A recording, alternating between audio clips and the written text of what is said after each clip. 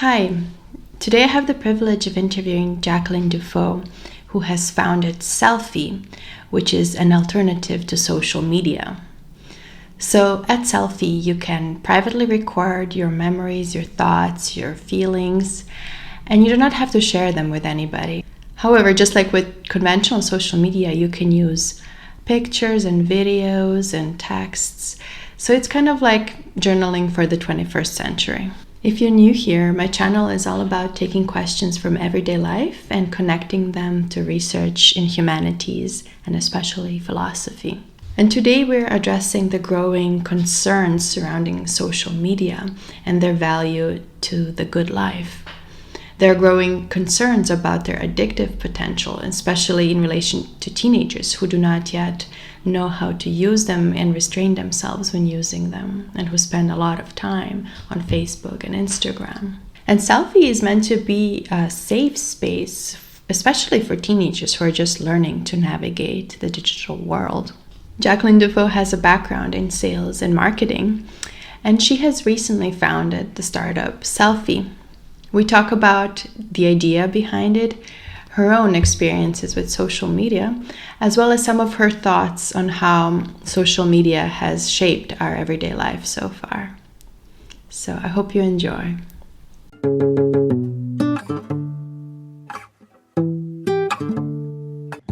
Hi, Jacqueline. Thanks for being our guest tonight. You have founded Selffy, which you also call social media's anti-social cousin, and it's a platform. Can you tell us about the idea behind it? Yeah, so Selfie is essentially a platform that would be used in the same way with the same features that you use multiple different popular social media sites like Yeah. Instagram, Facebook, Twitter, all of that. But really, the essential difference is that all these features are on one platform and there's no social aspect to it.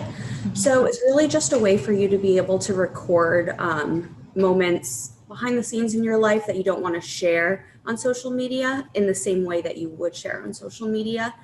I came up with the idea just over a year ago. Really, it was kind of an accumulation of like a lot going on in my life. It kind of stemmed even maybe 2 or 3 years ago, just never clicked in my head yet.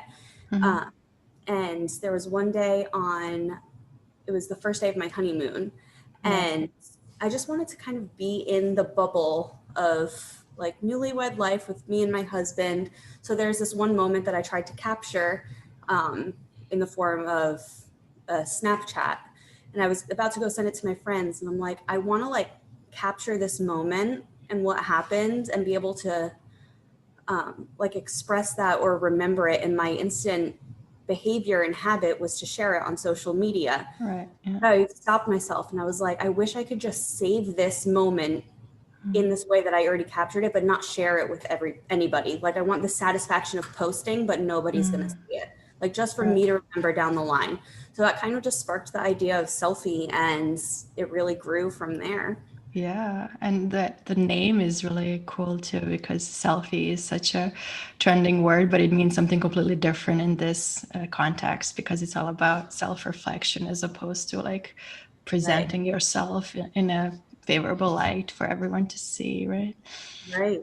And I can totally relate. There's this wish to kind of capture moments and like this joy you had or like the special atmosphere or something, but then like if you post it on social media it kind of ruins it in a way because it becomes part of this whole carnival of social media Right. There's like and so us. many levels to it where it's Yeah. sometimes it's something that's more private that's not appropriate to share, or sometimes people just don't care to put their life on social media. And it's just whatever your reason is, there's a place for you to post that same type of feature for yourself. Yeah, and like we tend to be so absorbed in our cameras sometimes that we miss all these important moments and we just kind of like there and checking our social media and our likes and stuff. Right. It's a real problem. Yeah, it's definitely a problem. Yeah. And there was actually an article in Time that addresses this issue. And actually it's quite a serious problem because since the late 2000s, there has been a rise in depression rates among teens, and the teenage suicide rate has nearly doubled between 2008 and 2017. And the main culprit is social media, because this is exactly the time where social media started gaining in prominence and became such a huge part of our life. So the hypothesis is that because teens get addicted so easily to like the kind of dopamine kick they get when they get a like or a follow, then they get depressed if these likes and follows don't keep coming, and they kind of spiral into this vicious circle. Do you agree with this negative assessment of social media, and how would Selffy be different?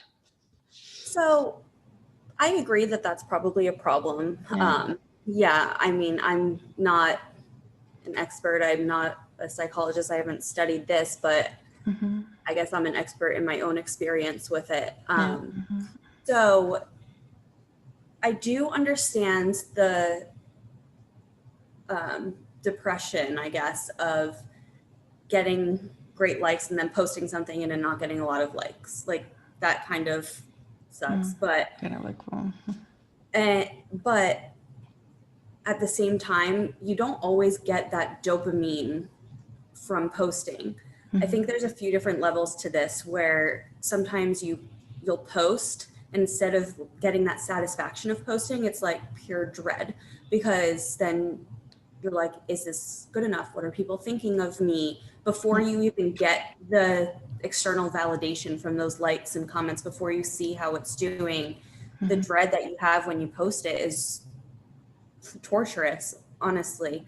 And even before that, I've had this experience where I'm going out with my girlfriends, and I know that we're going to be taking photos, and one of them's going to end up on Instagram. So you're like, what are you going to wear? Are we all matching? Like, are we going to get a good picture? Are we going to do it in the beginning or at the end? And it's like so stressful, even just to think of the concept of social media before it gets to that point of posting and seeing what that validation is. And I think that's where a lot of the problem comes to play, that social media is so involved in our lives when we're not even on social media. So the way that Selffy's positioned in that is kind of taking that pressure off of it. Like, you can still record this moment and record that brunch with your girlfriends in a really low pressure way, where you don't have to worry about what other people are thinking, or if it's matching your feed, or if it's on brand for you. If it's like not a great brunch, you know what I mean? It's just not something that has to be. Yeah. There's So no it's pressure. like, So I think that that's going to help a lot with, it's already helped me, even just in educating myself on and knowing that there's going to be an alternative. It's really taken that pressure off of me a lot. yeah, it seems like a great way to journal. Journaling is so beneficial in so many ways. And we do have, like, a lot of people would love to have this kind of like to record their memories, and to have kind of this timeline and of their experiences and the people they met, but they don't necessarily want to share it, right? So it would be kind of like a 21st century way of keeping a journal and reflecting on your life. Yeah. Exactly. There are journaling apps out there. We're not necessarily positioning ourselves only as a journaling app. You can journal on it, but the concept of journaling hasn't really modernized in the way of like the behaviors that we have now. Before, you would people still journal in a physical journal. That's great to do. Everyone should do that, but that's a different exercise than being able to capture the moments as they're happening in the way that we're already used to. Yeah, exactly. It's not just like writing a text, but it's also like pictures and little texts and sounds, whatever you could think of. Yeah, exactly. Yeah. So definitely think that's going to alleviate some of that pressure. I feel like there's not too much research in terms of that article that you brought up being done about the lack of, or like the pressure before you're using social media that causes on you. Yeah, that was really interesting that you said. Yeah. It's like you go out anticipating how it's going to look on social media. And it's like it kind of disturbs the flow of your daily life because you're not in the moment. You're thinking about how it looks as a picture, how it would look, right? Yeah, That's a really absolutely. interesting part of our life now. Yeah, Yeah. not in the most positive way either. Yeah. Um, so there's a philosopher who wrote a book on kind of this phenomenon of social media. His name is James Williams, and his book is called Stand Out of Our Light: Freedom and Resistance in the Attention Economy. And James Williams used to work as a Google advertising strategist before. And he describes his experience in working for Google. And he says that these giant tech companies employ armies of psychologists and of really intelligent people who are just there to make us addicted to their apps, to make us use them as long as possible, and to click on more links and so on. Because our attention is now become like a prime resource and everyone is kind of battling to have it. And he's a philosopher now, so he says that actually the things that really bring us joy require a kind of sustained attention and patience, like learning an instrument or building a relationship. And social media are exactly cutting up this ability to have this kind of focus. Yeah. So, what do you think about this battle that tech giants are fighting over our attention, and how would Selfie be positioned in it? So, I mean, in certain ways, I think it's pretty smart of them because it is our attention is so valuable to them, like on a marketing standpoint, and the way that like Facebook is making so much money from these ads and these clicks. It's just It's crazy amazing. how it's crazy how you can get so much access to information that's pushed on you that you like Mm-hmm. never would have had before just because somebody has your attention. Mm-hmm. Um, I also think that it's nothing new. I mean, it's more accessible now, but in other ways, like when you were on airplanes and there was magazines like Sky Mall right in front of you, it's like, well, what are you doing with your attention when you're on a plane and they're putting advertising in front of you? Right. Or like when like watching TV, now we can skip through commercials and trailers because we're streaming on Netflix instead of going to the Mm-hmm. movie theaters as much. So Mm-hmm. it's nothing new. It's Right. just more attention is being put on our phones. That's where everything is now. And I think that it really has to be, it's never going to stop. So I Yeah. just think it has to be on the consumers end to really educate yourself on how you can be in control of the attention that you're giving. You on all of these platforms, you're able to um, like adjust your ad settings and see what Facebook's preferences are Mm-hmm. towards you, what demographics you have. For some reason, um, it it told me that I was a parent, and I'm not a parent yet in Okay. So Facebook ad setting. So it's like feeding me those ads for some reason, and I think that if you're intentional as a consumer of social media about what type of ads they're giving you, where you're putting your attention um, on the platform, then you can really get more control over it. But I don't think that's something that people are being educated on a lot. So that is part of Selfie too, to educate people on the poor habits of social media, like where you're putting your attention Mm-hmm. and showing people what's going on behind the scenes. The Social Dilemma on, I think it's Mm-hmm. Netflix, is a great Mm-hmm. example of the education on that. Um, Mm-hmm. the Yeah. difference with Selfie is going to be people who are more self-aware and aware of the tech behind social media platforms Mm-hmm. and don't want to give their attention to that. So it's not something that's going to be as sticky necessarily. You're not going to be scrolling through and giving it too much attention. It's going to be something that's natural, a moment's happening. Mm-hmm. And you're giving your attention to your real life, you know, Mm-hmm. and Mm-hmm. capturing the moments, and you can post it on there. So it's a little Mm-hmm. different in terms of that. I think that it wouldn't be such a problem if big tech did it more ethically. I think that's the only problem, but I just don't think that it's really anything new to be trying to capture our attention with ads and luring us in as much as possible. I just think it's easy for them now, and our education is really low on it. Yeah, I am. I mean, there's this painting from like the 19th century where the people sitting together and they're all absorbed in newspapers. So it's like, and the caption to this painting is like that was posted on Instagram was, we have we have had we have found ways to ignore each other even before social media. So it's not new in that sense, like a completely new thing, but the degree is extremely much higher. Yeah.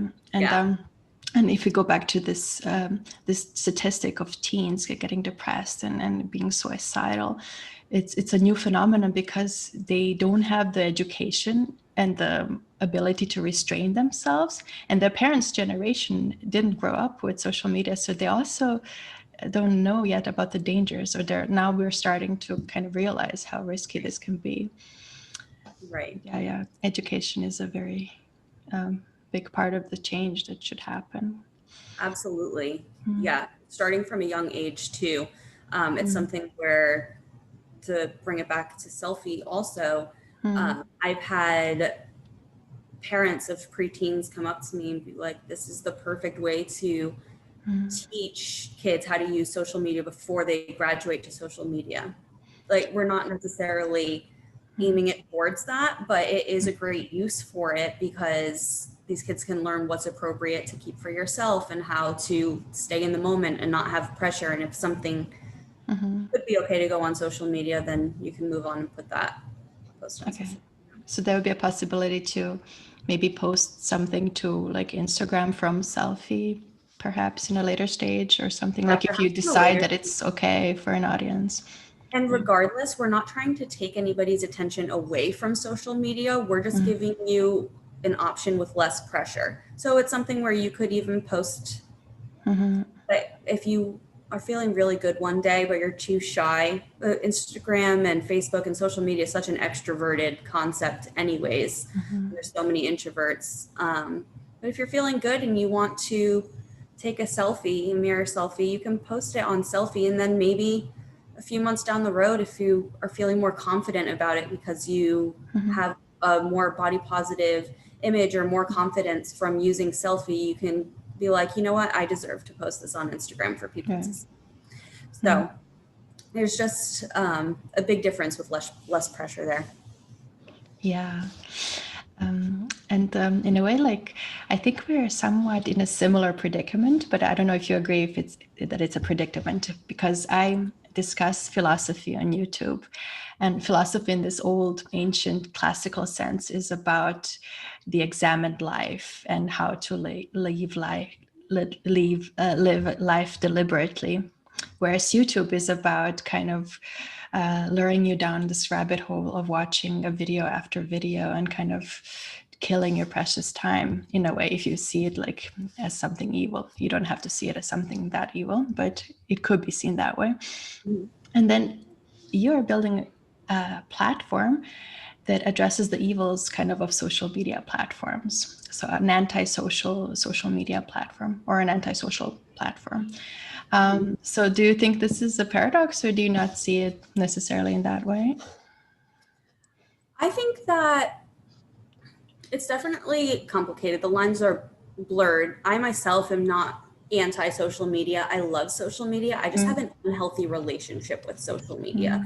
So I think understanding boundaries, and it goes back to the education too, like knowing how you use social media and how you use YouTube, what you want to use it for, is a lot different than letting it kind of just over your Autoplay kind of. attention. And that whole autoplay scenario. I mean, my husband will sit and watch Facebook videos for like 2 hours. I've never watched, like, just scroll through Facebook videos, but I can see how it can get so like you really wrapped into it. So I think that the evils of social media are only there if you allow them to be. Um, it really, yeah, just wraps back up to that education where if you don't know how you're using it and how they're using you, more importantly, you're going to get sucked into it. Um, there are ways that social media is great, building communities. It's really become more of a marketing tool than anything. Even if you don't know you're marketing yourself on it or creating a personal brand, you absolutely are if you're using social media. Um, so Yeah, I think you just have to really take it for what it is, and learn what it is so you can have control over it. yeah. So education is key. Yeah, yeah, it'll just keep coming back to that for me. Definitely. Well, thanks so much. This has been really fascinating, and all the best with your startup. Thank you so much. This was a great conversation. I look forward to watching more of your videos. Oh, thanks. Okay. Thank you. Bye.